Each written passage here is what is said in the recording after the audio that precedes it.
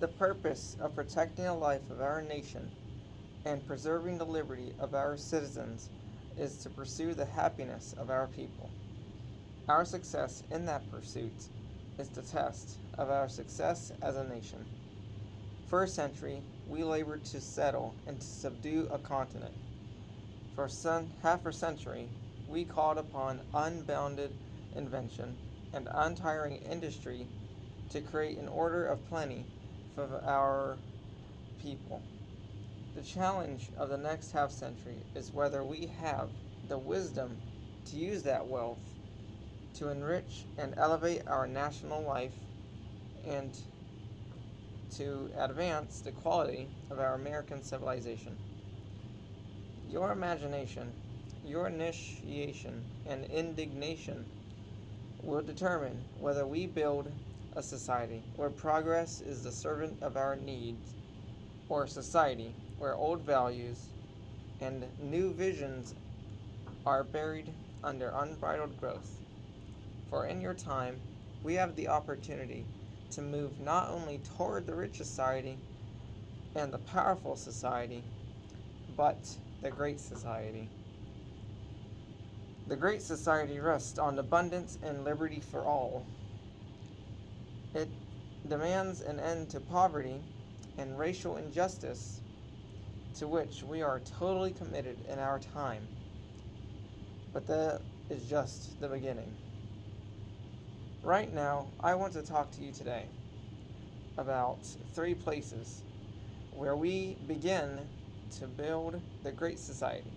And in our cities, in our countryside, and in our classrooms. Many of you will live to see the day, perhaps 50 years from now, when there will be 400 million Americans, 4/5 of them in urban areas. In the remainder of this century, urban population will double, city land will double, and we will have to build homes, highways, and facilities equal to all those built since this country was first settled. So, in the next 40 years, we must rebuild the entire urban United States. A second place where we begin to build this great society is in our countryside. We have always prided ourselves in not only America the strong and America the free, but America the beautiful. Today, that beauty is in danger. The water we drink, the food we eat, and the very air that we breathe are threatened with pollution. Our parks are overcrowded, our seashores overburdened. Our green fields and dense forests are even disappearing.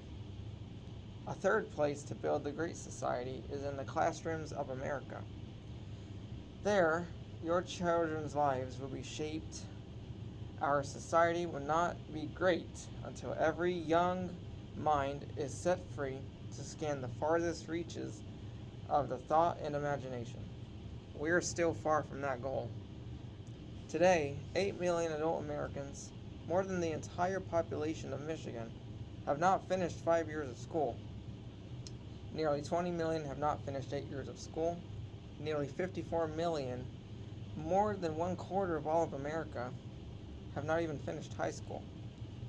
Each year, more than 100,000 high school graduates with proved ability do not enter college because they cannot afford it.